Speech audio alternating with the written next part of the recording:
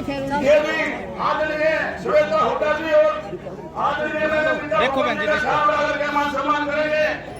इसके बाद श्री राम सिंह ये समर्पित देकर के आदरणीय श्वेता हुड्डा जी का मान सम्मान करेंगे।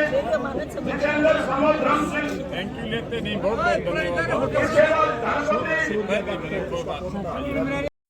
आदरणीय हमारे श्वेता हुड्डा जी का मान सम्मान करेंगे। भाई मुकेश भाई बहुत सतीश आनंद मुकेश जी आओ देखो मुकेश भाई बहुत सतीश। इसके बाद सुभद्रा भाई बहुत सुबह सिंह ये हमारी गांव की तरफ से है। ये बड़ी अच्छी बात है जो गांव की तरफ से बोला जा रहा है। ये भी एक बहुत ही बहादुरी की बात है। हाँ बहन गीता मुखर्जी का भी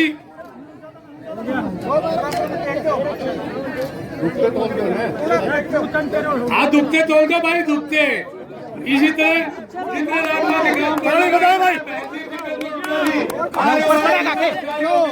दुखते हुए तोड़ लगे।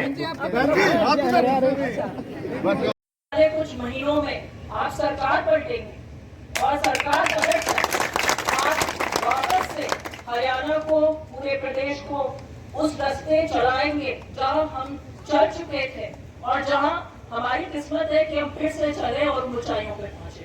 इन्हीं शब्दों के साथ में मैं फिर से आपका धन्यवाद करती हूँ। भाई दीपेंद्र सिंह उठाओ, भाई दीपेंद्र सिंह उठाओ, दीपेंद्र सिंह उठाओ, कांग्रेस पार्टी जिंदाबाद, गीता मुकल जिंदाबाद, श्वेता उठाओ जिंदाबाद। हम ये आश्वासन देना चाहते हैं कि आज आदरणीय श्वेता हुड्डा जी हमारे बीच में आई हैं और उन्होंने आपसे वोटों की अपील की है। तो हमारा सबका ये फर्ज बनता है कि हम सारे पुराने रिकॉर्ड तोड़ते हुए आपको ये आश्वासन देते हैं। हमारा ये गांव बेटला सारे पुराने रिकॉर्ड तोड़ते हुए हुड्डा जी को भारी मतों से यहाँ से जिताने का काम करेंगे। एक बार सभी माताएं बहनें युवा साथी हाथ उठाकर इस बात का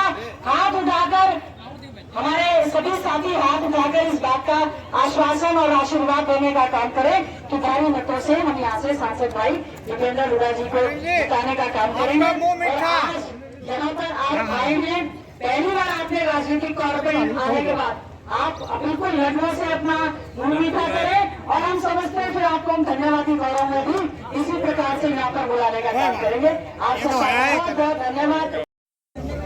गदा भेज करके मान सम्मान किया सभी युवा साथियों का मैं स्वागत करता हूँ, धन्यवाद करता हूँ। इसके बाद भाई साहिल समूह वीरेंद्र ये तो भाई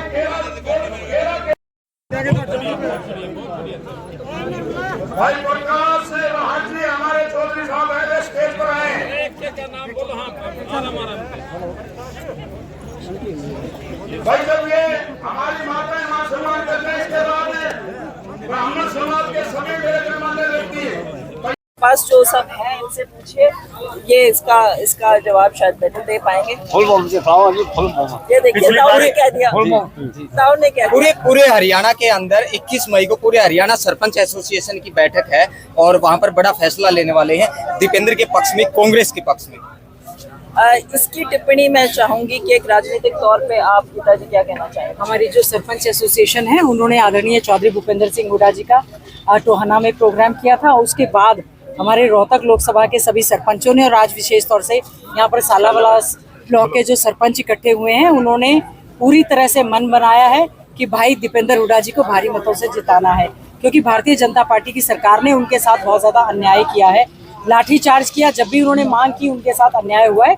आज वो हमारा समर्थन दे रहे हैं, हम उनको बहुत बहुत स्वागत अभिनंदन करते हैं और उनको आश्वासन देते हैं कि सभी का पूरा मान सम्मान रखा जाएगा और साथ ही साथ में घोषणा पत्र कमेटी का आदरणीय चौधरी भूपेंद्र सिंह हुड्डा जी के आशीर्वाद से चेयरमैन बनाया गया है। तो सरपंच एसोसिएशन की जो भी मांगे होंगी हरियाणा के घोषणा पत्र में वो शामिल रहेंगी। मैडम पिछली बार बुरावार से जो है वो दीपेंद्र भाई को हार मिली थी, इस बार आप क्या देख रहे हो, इस जोश को देख के क्या लगता है? देखिए असल में इस गांव में जोश ज्यादा है। हमने कहा जोश के साथ होश संभाल कर रखना और एक एक वोट 25 मई को भाई दीपेंद्र हुड्डा जी के नाम से देना है। हम पूरी तरह से आश्वस्त हैं। रोहतक लोकसभा इस बार भाई दीपेंद्र हुड्डा जी के नाम से एक नया रिकॉर्ड बनाने जा रही है। लोगों में बहुत ज्यादा जोश है और हम एक और धन्यवाद करते हैं जो भाई दीपेंद्र हुड्डा जी का क्रेज था, उससे ज्यादा भी बढ़कर क्रेज जो है आज हमारी भाभी श्वेता हुड्डा जी आई हैं, तो और ज्यादा क्रेज है। तो मार्जिन जो है आने वाले समय में बहुत ज्यादा बढ़ेगा। ये परिवार है और परिवार है और परिवार का इज्जत मान रखना हमारी सबकी जिम्मेवारी है। मैडम, लास्ट में जो वोटर है उनके लिए क्या अपील है? मैंने अभी जैसे अपनी 2 बात रखते हुए कहा, मैं फिर से दोहराऊंगी।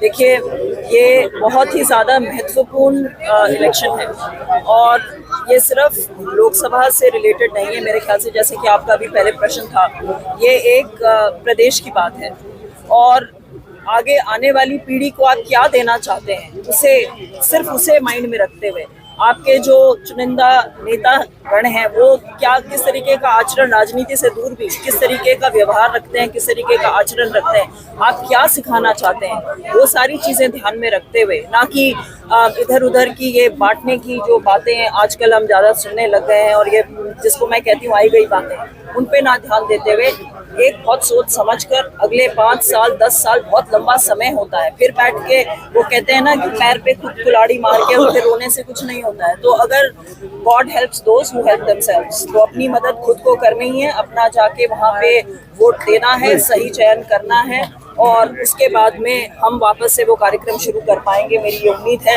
जिसपे हम निकले हुए थे और जहाँ ये प्रदेश डिजर्व करता है जाना। हमारा जो कांग्रेस पार्टी का घोषणा पत्र होता है वो घोषणा पत्र होता है युवाओं के लिए न्याय, किसानों के लिए न्याय, महिलाओं के लिए न्याय, सभी के लिए न्याय। इस बार महिलाओं के लिए खास 1 लाख महालक्ष्मी योजना जो है 1 लाख रुपए की महिलाओं के लिए हमने देने की बात कही है। युवाओं को भी 1 लाख, ताकि वो शुरू में ही उनको पक्की नौकरियों में छोड़ कर पाए। ये बीजेपी का कोई जुमला पत्र नहीं है, ये कांग्रेस का वायदा है और वो पूरा करेंगे। और हमारे जो संकल्प पत्र हैं उसके तहत भी हमने ओपीएस देने की जो बात कही है, 6000 बुढ़ापा पेंशन देने की बात कही है, 300 यूनिट बिजली देने की बात कही है, 2 कमरे का मकान 100 गज के साथ प्लॉट के साथ वो देने की बात कही है, 500 रुपए में सिलेंडर देने की बात कही है।